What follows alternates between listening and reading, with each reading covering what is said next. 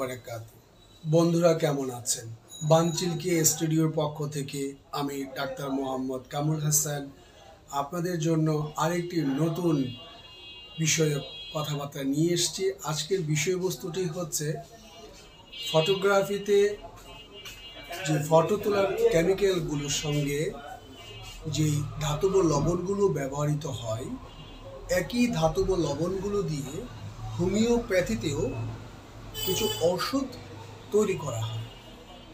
তো সেই ক্ষেত্রে যে বিষয়টি আমাদের জানার অজানা রয়ে গেছে, সে অজানা বিষয়টুকুই বন্ধুদের সাথে আজ আলোচনা করব। অর্থাৎ আমরা যেই ফটোগুলোকে দেখি রং আকারে, একইভাবে এই শব্দগুলোকে আমরা যদি দেখি ঔষধ আকারে, তাহলে আমাদের মধ্যে একটি বিষয়ে দূরত্ব কমে যায়। সে দূরত্বটা হচ্ছে এই যে, ধরুন সোডিয়াম ক্লোরাইড, এটি একটি ধাতব লবণ বা অজৈব লবণ। সেই অজৈব লবণটি আমরা খাবারের লবণ হিসেবে ব্যবহার করি, যেটি সমুদ্র থেকে আমরা পাই। আবার সোডিয়াম ক্লোরাইডের পরেও আমরা পটাশিয়াম ক্লোরাইডও একটা লবণ আছে, যেটিকে আমরা সৈন্ধব লবণ বলে থাকি। এই লবণটি আমরা পাহাড়ে পাই। আচ্ছা, তাহলে এখন কথাটা হচ্ছে যে ফটোগ্রাফিতে আর হোমিওপ্যাথিতে এই দুই জায়গায় যে ধরনের ধাতব লবণগুলো ব্যবহার হয়, সে ধাতব লবণগুলোর ব্যবহার বিধির বিষয়টা নিয়ে কথাটা হচ্ছে।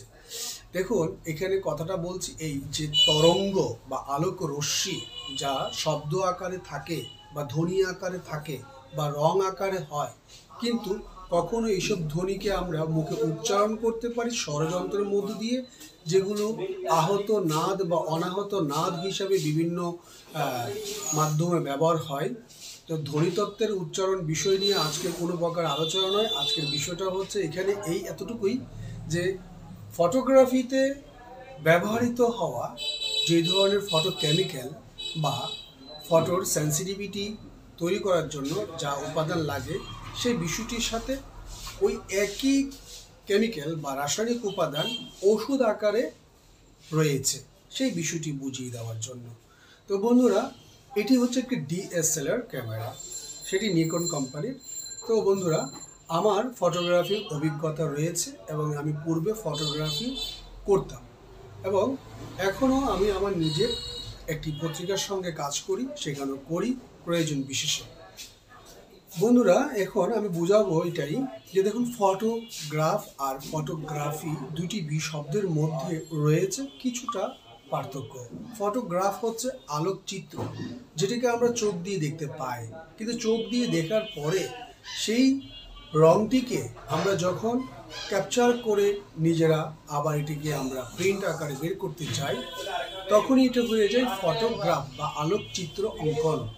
আর এই জন্য প্রয়োজন পড়ে ক্যামেরা, বিভিন্ন কেমিক্যাল, বিভিন্ন প্রকার সফটওয়্যার বা বিভিন্ন প্রকার হচ্ছে টুলস, যেগুলোকে আমরা ডার্ক রুম বলে থাকি। এই সমন্বয়ে ফটোগ্রাফিটা হয়ে থাকে। এখন বন্ধুরা, এই ফটোগ্রাফি যেই পেপারসগুলোতে প্রিন্ট হয়, সে পেপারসগুলোর মধ্যে থেকে আমরা কিভাবে এই ছবিটা কালারফুল পেয়ে যাই, কারণটা হচ্ছে সেই রাসায়নিক উপাদানগুলোর মধ্যে যেই আস্তরণটা থাকে, সেটাকে ইমালশন আস্তরণ বলে।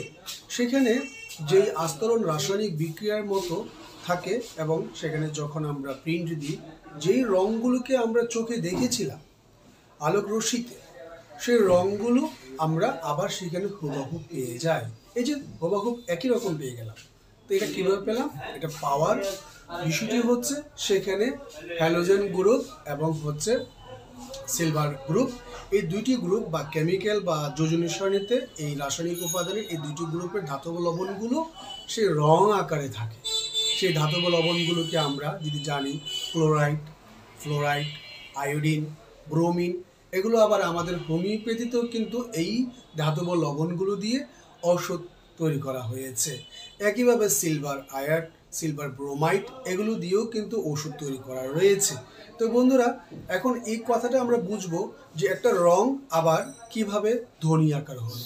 এটি বন্ধুরা পৃথিবীর একটা খুব পুরাতন জ্ঞান ধ্বনিতত্ত্বের, অর্থাৎ এই মহাজগতের মধ্যে যে ধ্বনিগুলো রয়েছে, যা আমরা আমাদের শ্রবণ যন্ত্রে বা কান দিয়ে শুনি এবং স্বরযন্ত্র দিয়ে উচ্চারণ করি, যেগুলোর মধ্যে কিছু রয়েছে আমরা নিজেরা কিছু বিষয় বস্তুর মধ্যে আঘাত করে, যেমন হারমোনিয়াম ধরি, যেমন আমরা তবলা ধরি, বা আমরা বিভিন্ন গিটার ধরি, ওটার মধ্যে আমরা যখন আঘাত করে এই স্বরগুলোকে উচ্চারণ করি সেগুলোকে বলে আহত নাদ বা আহত ধ্বনি। সেই আহত ধ্বনিগুলো তো আমরা চোখে দেখতে পাই না।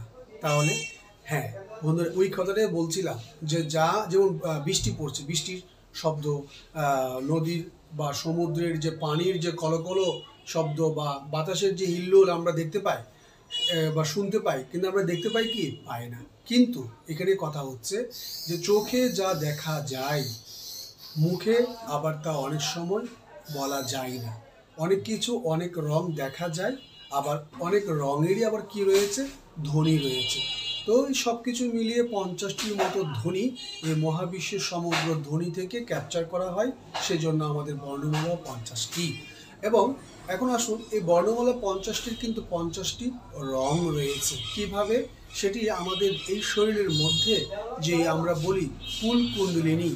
কুলকুণ্ডলিনী বলতে বেশি জটিল কিছু না। কুলকুণ্ডলিনী মানে হচ্ছে আমাদের শরীরের মধ্যে যে মৌলিক উপাদানগুলো রয়েছে যা দিয়ে আমাদের দেহটা গঠিত হয়। যেমন আমরা বলি যে আগুন, আমরা বলি বাতাস, পানি, মাটি, তারপরে আমরা বলি মহাকাশ। এই যে বিষয়গুলো নিয়ে যে দেহটা গঠিত হয়, এই দেহটা গঠিত হওয়ার যে মৌলিক উপাদানগুলো সেগুলোকে বলে মূলত কুলকুণ্ডলিনীর পাওয়ার। সেইগুলো হচ্ছে কি আমরা আবার দেখি যে আমাদের শরীরের মধ্যে বিভিন্ন গ্রন্থি, উপগ্রন্থি রয়েছে।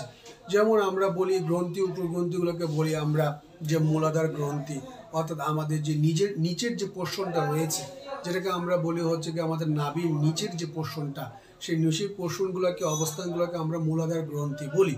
আবার এর উপরে নাভির অংশটাকে আমরা সোলার প্লাক্সাস বলি। আবার এই জায়গাটাকে আমরা বলি মণিপুর বা অগ্ন্যাশয় বলে থাকি। এর একটু উপরে আসলে আমরা বলি হচ্ছে কি এটা অনাহত, অর্থাৎ যেটা হচ্ছে গিয়ে আমাদের অনাহত। হ্যাঁ, তারপরে এর উপরে আসলে আমরা বলি হচ্ছে বিশুদ্ধ চক্র বা থাইরয়েড গ্ল্যান্ডের অংশ বলি। এর উপর অংশটাকে আমরা আগ্রা চক্র বলি, পিটিউটারি পিনিয়াল গ্ল্যান্ড যে আমাদের অবস্থান রয়েছে। অর্থাৎ এক একটি ভাষায় বডির সায়েন্সকে এক একভাবে উপস্থাপন করেছে, কিন্তু মূলত কথাটা একটাই এবং শক্তিটা একটাই। তো ওইখানে ধ্বনিতত্ত্বের এতগুলো বিষয় এখন আলোচনা করা সম্ভব নয়। এখান থেকে এতটুকুই বলছি যে ক্যামেরার মাধ্যম দিয়ে আমরা যখন কোনো একটি আলোক রশ্মিকে আমরা কি করি, ধারণ করতে চাই, তখন এটা আলোকচিত্র হয়। আর এই আলোকচিত্রের যে হুবহু চোখ যে রঙগুলো দেখলো, সেই রঙটা যদি আমরা আবার প্রিন্টেড আকারে আনতে চাই, তখন আমাদের ওই যে ধাতব লবণগুলোর প্রয়োজন হচ্ছে। সোডিয়াম ব্রোমাইড, হ্যাঁ, sodium chloride, iodide, fluorine, bromine, এই হ্যালোজেন গ্রুপগুলো মিলে আমাদের ইমালশন পেপারের মধ্যে রাসায়নিক আস্তরণ দিয়ে আমরা কি পাচ্ছি? হুবহু রংটা পাচ্ছি। তাহলে যে কোনো ছবিতেই ধাতব লবণগুলো রয়েছে। এই বিষয়টি আমাদের মনে রাখতে হবে। অর্থাৎ একই রাসায়নিক উপাদান আমরা ওষুধ আকারে খেয়ে সুস্থ হচ্ছি, আবার একই রাসায়নিক উপাদান আমরা রং আকারে ব্যবহার করে আলোকচিত্র করছি। তো দুইটিকে আমরা থেরাপি হিসাবে নিতে পারি। অর্থাৎ কারো যদি হচ্ছে কি নিজের মনের ভিতরে অভ্যন্তরীণ অবস্থায় উচ্চারণ চলছে, তার ভালো লাগছে না, সে ধরুন বাইরে প্রকৃতির মধ্যে বেড়াতে গেল, সে বেড়াতে গিয়ে তার ভালো লাগলো, তার চোখ বিভিন্ন রকমের সবুজ রং দেখলো, হলুদ দেখলো, নীল দেখলো, এই যে দেখলো। এখন কথা আসে যে এই রঙগুলোর মধ্য থেকে মিশ্র রং, একক রং, সে অনেক কিছু দেখেছে, কিন্তু যখন তাকে বলা হবে যে এই এতগুলো রং দেখার পরেও সে কি বুঝলো, হ্যাঁ, তখন রঙের আবার একটা ভাষা আছে। যেমন আমরা জানি লাল, নীল, হলুদ, এই তিনটি মৌলিক রং। এই তিনটি মৌলিক রং থেকে বিভিন্ন মিশ্র রং তৈরি হয়। যারা চারুকারু কাজ সাথে জড়িত তারা কিন্তু এই কাজটি খুব ভালো জানে, যে হচ্ছে গিয়ে মিশ্র রং তৈরি করার বিভিন্ন উপায়গুলো তারা বের করতে জানে। তো এটাই বলছিলাম যে আমরা কিছু কিছু শব্দ আছে, ধ্বনি আছে, তরঙ্গ আছে, যেগুলোর অস্তিত্ব আমরা রূপ আকারে দেখি, ছবি আকারে দেখি। যেমন আপনি হ্যালোজেনের কোনো শব্দ শুনতে পাবেন না, হ্যালোজেনের কালারটা আপনি দেখতে পাবেন, হ্যাঁ, কিন্তু আপনি যখন নাকি আশা, আশা শব্দটার কোনো ছবি আপনি বা কোনো ধ্বনি আপনি শুনলেন, কিন্তু আপনার এই আশাটার কোনো ছবি আপনি দেখবেন না। আপনাকে এই আশার ধ্বনিটাকে নিজের সংবেদন দিয়ে তৈরি করে নিতে হবে। যেমন আপনার একটা আশা ছিল আপনি একটি সুন্দর বই পড়বেন, সেই বইটি আপনি খুঁজে পাচ্ছেন না বা কিনতে পারছেন না, শুনলেন যে কোনো একটা বন্ধুর কাছে আছে, আপনি তার কাছে যাবেন, গিয়ে তার কাছ থেকে বইটা চেয়ে নেবেন পড়ার জন্য, কারণ আপনার বইটা পড়ার খুব আশা ছিল। এই যে এটা অনাহত চক্রকর, এই আশাটার কিন্তু একটা কি রয়েছে, বীজ মন্ত্র রয়েছে। বীজ মন্ত্র মানে ওই যে ধ্বনিতত্ত্বের 50টি বর্ণমালা রয়েছে, প্রতিটি বর্ণমালা এক একটা তরঙ্গ, এক একটা ধ্বনি, এক একটা শব্দ, এইগুলোই এক একটা অস্তিত্ব। তো ধরুন এই আশাটা রইল, তো এখন আশার এই যে বীজ মন্ত্রটা তখন আপনি জেনে গেলেন। বীজ মন্ত্রটা ধরুন আমি একটু হিসাব বোঝাই। যেমন আপনি বললেন যে ধর্মর একটি বীজ মন্ত্র হচ্ছে, এটা সংস্কৃত ভাষায় আপনি যখন স্টাডি করলে এটা জানা যায়। সংস্কৃত ভাষায় ধর্মের বীজ মন্ত্র হচ্ছে ব, ছোট ব, বই লেখার ব। তো এই যে ব, তো বটা কোত্থেকে উচ্চারিত হচ্ছে, এবার উদারা মুদারা তারা, এই 3 স্তরের মধ্যে থেকে মুদারা এবং হচ্ছে গিয়ে উদারা, এই জায়গায় হচ্ছে সব 50টি বর্ণের অবস্থান। অর্থাৎ বিভিন্ন গ্রন্থি উপগ্রন্থিতে এগুলো হচ্ছে মণ্ডলীর মধ্যে রয়ে গেছে। সেই জায়গা থেকে আমরা বিভিন্ন প্রকার বিষয়গুলো করে থাকি আমাদের লাইফে। তো এখন বন্ধুরা ছবির সাথে এই কথাগুলো কেন আসলো? অর্থাৎ ছবির সাথে ধাতব লবণের সম্পর্ক, গ্যাসীয় পদার্থের সম্পর্ক, ওষুধের সাথেও গ্যাসীয় পদার্থের সম্পর্ক বা ধাতব লবণের সম্পর্ক, আর এই সম্পর্কটাকে আমরা বলি জৈব অজৈব পদার্থ। আমাদের দেহটা গঠন হওয়ার ক্ষেত্রে জৈব অজৈব পদার্থের গুরুত্ব অধিকতর বেশি রয়েছে।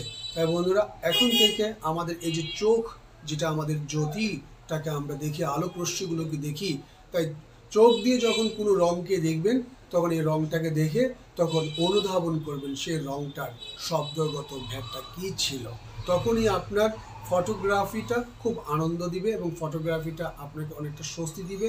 তখন এটা আপনার মনের ব্যালেন্সিং পাওয়ারকে বিশেষ এক ধরনের আরামদায়ক পর্যায়ে নিয়ে যাবে। তাহলে আজকে বন্ধুরা ফটোগ্রাফির এই বিষয়গুলো থেকে কথা হলো, তার পাশাপাশি স্বাস্থ্যক্ষেত্রেও ফটোগ্রাফির যে অবদান থাকে চোখ তৈরি করতে। দেখুন চোখের 10টি ব্যবহার যদি আমরা দেখি, সূক্ষ্ম বিষয়কে দেখার ক্ষেত্রে কিন্তু চোখের কাজ লাগে, এবং অনেক ওয়াইড স্কেলে যদি আমরা দেখি তাও চোখের কাজ লাগে। ফটোগ্রাফিটাও চোখকে কেন্দ্র করে তৈরি করা হয়েছে, এবং চোখের সাথে যে রেটিনাল মধ্য দিয়ে ব্রেনের সংযোগটা হয়েছে, সে ব্রেন যেভাবে দেখে ফটোগ্রাফিটার পরিকল্পনা ঠিক একইভাবে করা হয়েছে। তাই আলোকচিত্র এই বিষয়টি সম্পর্কে অন্তত কিছুটা হলেও জানার আগ্রহ সকলের মধ্যে থাকাটা ভালো। এতে করে যেটা হয় আপনার সংস্কার হবে, আপনার চিন্তার, আপনার আলো দেখার, হ্যাঁ, আপনার বুঝার, অনুধাবন করার শক্তিটা ধীরে ধীরে বাড়বে। এই পৃথিবীতে কেউ কোনো কিছু মারপেট থেকে শিখে আসে না, পেট থেকে শিখে আসি না, আমাদেরকে শিখতে হয়। কেননা আমাদেরকে বিশুদ্ধ পর্যায়ে উঠতেই হবে, এছাড়া আমাদের কোনো আর গতি নেই।